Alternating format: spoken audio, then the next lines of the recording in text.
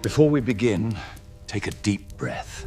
Christmas is supposed to be warmth, but here the holidays twist into... 2008 was one hell of a roller coaster.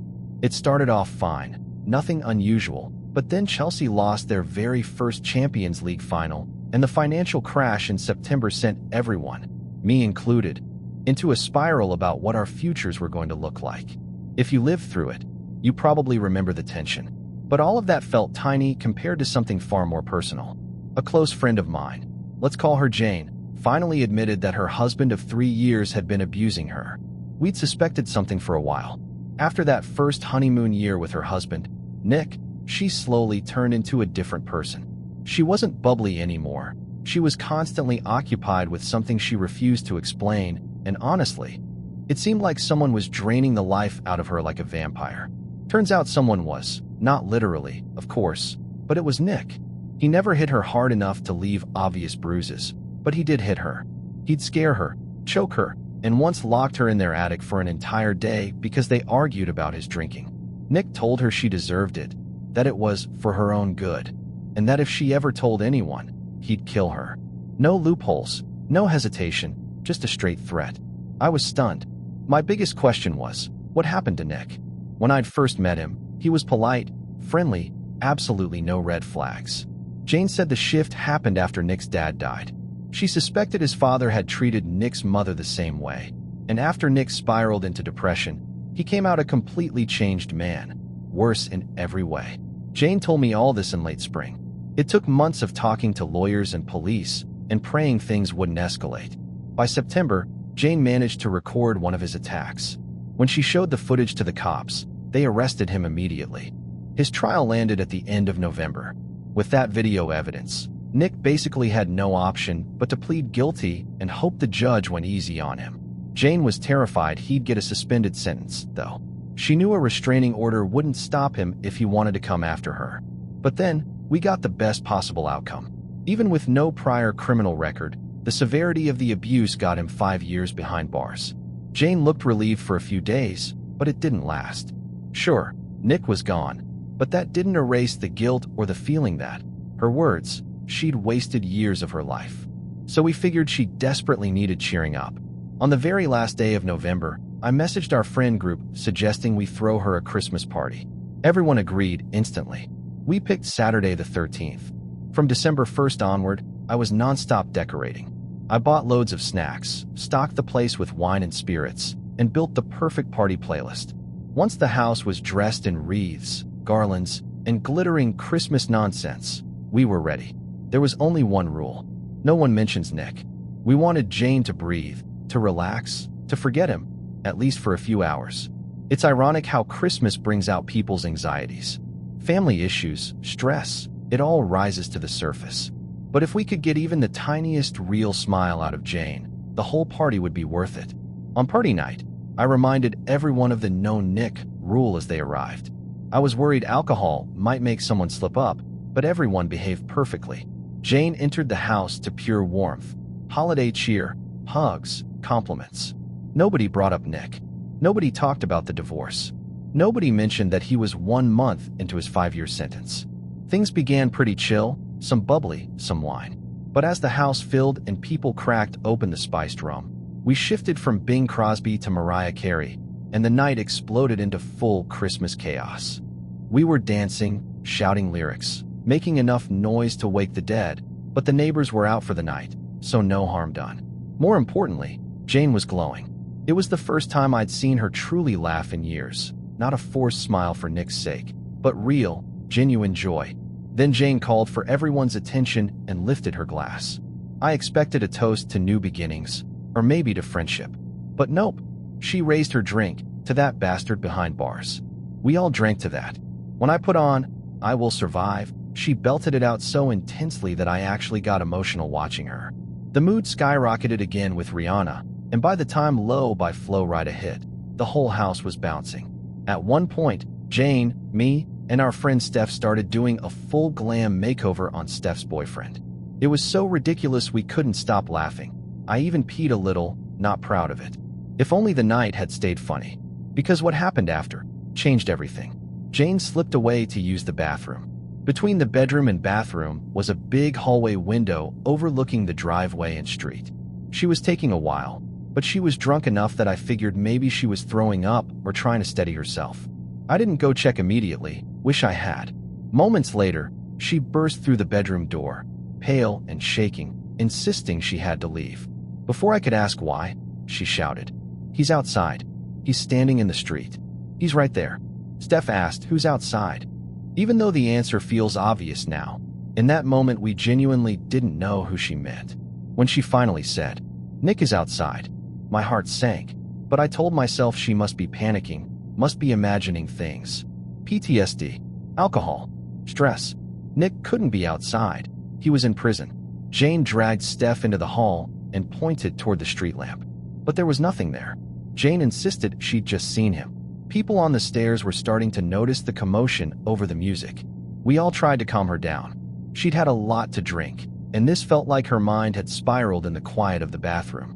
Steph said she'd go check outside to reassure her. That only made Jane more frantic. Steph headed downstairs anyway. She later said she felt ridiculous. Nick being out there was literally impossible. But she opened the front door and froze.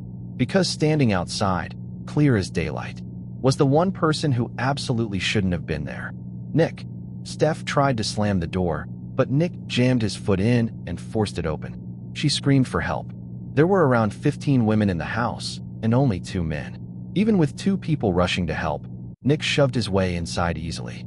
I heard the screams. Then his voice echoed through the house. "Where is she? I know she's here. Tell me where she is." The nightmare had arrived. Jane screamed. Raw panic. No words. Nick was supposed to be locked up for 5 years minimum. The only explanation was that he had escaped and come straight for her. The house was small. He only had to push past the crowd to reach the stairs. Right as he started coming up, Steph's boyfriend Ryan, still with a full face of makeup, appeared holding a cricket bat. He shouted, "Come on then, big man. Try it." Nick charged. Jane bolted into the bathroom and locked the door. Nick was huge. Ryan wasn't. But Nick underestimated him. As Nick came up the stairs, Ryan brought the bat straight down on his skull. The sound, I'll never forget it. A sickening, heavy thud. And I'm ashamed of how relieved I felt seeing it hit. Nick stumbled back a couple of steps. The staircase had 2 small sections with a landing between. Nick didn't fall far, but Ryan didn't let him recover. Others threw whatever they could grab. A ceramic wax burner flew past Nick's head and shattered on the wall. Then Nick saw Jane's shadow behind the bathroom door. That completely set him off. He charged up the stairs again. Ryan swung. Nick blocked it with his forearm, somehow absorbing the impact and still climbing. Ryan swung again.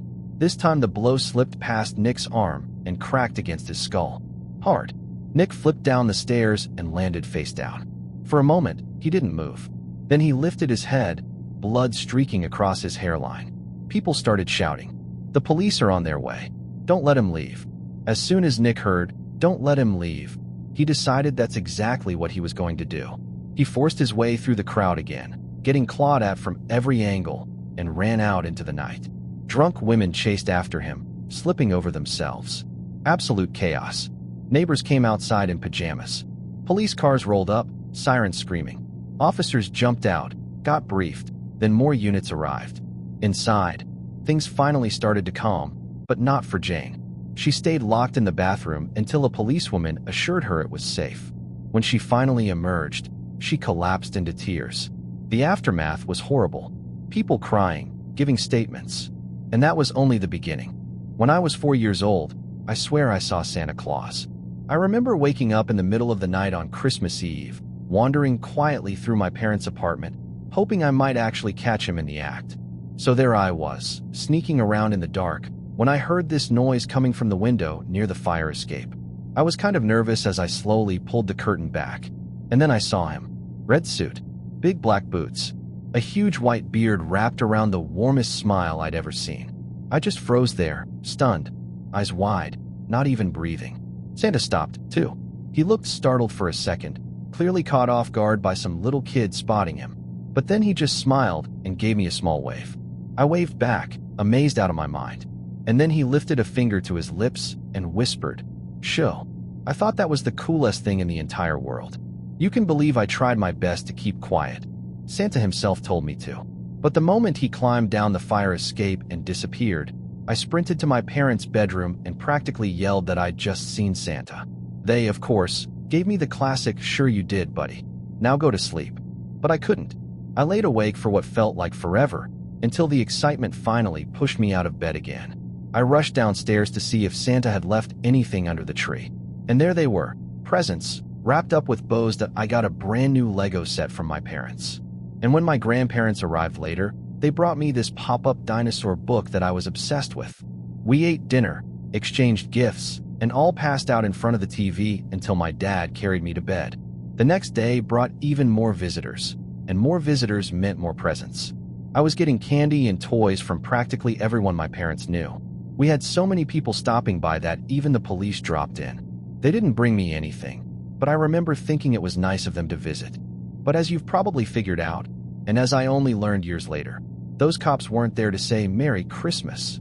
When I was finishing elementary school, a rumor started swirling around, one that shook even the toughest fifth graders. Some kid claimed that Santa Claus, the magical guy we all believed in, wasn't real. He didn't fly around the world delivering presents. He didn't sneak into houses. He didn't do any of it. We all brushed it off at first. Why would anyone make up something so huge? And if it was our parents buying the gifts, hiding them, wrapping them, sneaking them under the tree, wouldn't they want the credit? But then Kathy Newman in 4th grade said she'd found the dollhouse she wrote to Santa about hidden in her parents' garage. She swore no one else had seen her letter. So how did they know exactly which dollhouse to buy? Looking back, she probably told her mom without realizing it. Kids aren't exactly subtle, but she wasn't the only one with stories like that. I remember riding the bus home and asking my parents if Santa was fake. My mom, being smart, told me that some kids choose not to believe anymore. And since Santa only visits children who believe, parents step in when their kids stop. She was trying to soften the blow. But then I asked her the question that had been bothering me the most. If Santa isn't real, then who was the man I saw climbing down our fire escape? My mom paused. Huh? Someone was climbing down the fire escape. She didn't remember. She said she'd been half asleep when I woke her that night. So I explained everything. The red clothes, the beard, his smile, the way he put a finger to his lips and disappeared down the fire escape. Mom went pale. For a moment, she just stared at me. Then my dad jumped in fast, saying something like, "Sounds like Santa to me, son." Or at least someone dressed like him. That made sense. A guy dressed like Santa on Christmas Eve didn't sound strange at all. Years passed. More than a decade later, I was living on my own but came back home for Christmas. It was December 23rd. After dinner, we all stayed up with a little wine. My younger brother even got a glass on the condition he went straight to bed afterward. Eventually, Mom turned in for the night. That left me and Dad finishing the second bottle together, reminiscing about old holidays. Eventually, I brought up the Santa sighting from when I was 4, not because I still believed it, but because it was funny how hard I'd clung to it. I thought Dad would at least smile. He didn't. He just let out this long, heavy sigh and took a big swallow of wine. I knew something serious was coming. And when he finally told me, it was worse than I expected. Remember those cops who came by the day after Christmas?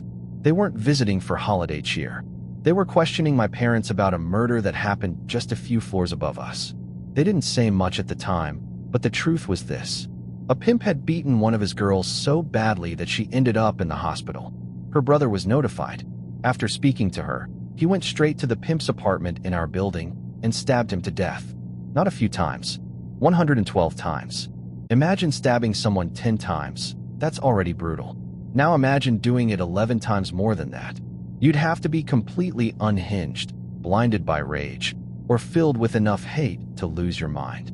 And honestly, if someone did to my sister what that pimp did to his, I don't know how I'd react either. The man climbing down our fire escape that night wasn't wearing red clothes. He had on a white t-shirt completely soaked in blood. The only part that wasn't crimson was near his collar, a small patch of white that, to my sleepy 4-year-old brain, looked just like Santa's suit. My parents didn't believe me when I told them. And when the police came the next day, no one connected the dots. It wasn't until years later, when I came home asking if Santa was fake, that they finally realized what I'd actually seen. Dad jumped in back then because he didn't want me discovering that the Santa I waved at was a blood-covered killer escaping after a murder. If I had, who knows how it might have affected me. I guess that's why parents tell those little white lies. Not just to keep the magic alive, but to shield us from the darkness that lives right next to it. Thanks for stepping into the dark with me. If you want more terrifying Christmas tales, make sure you come back. This is Voice in the Dark.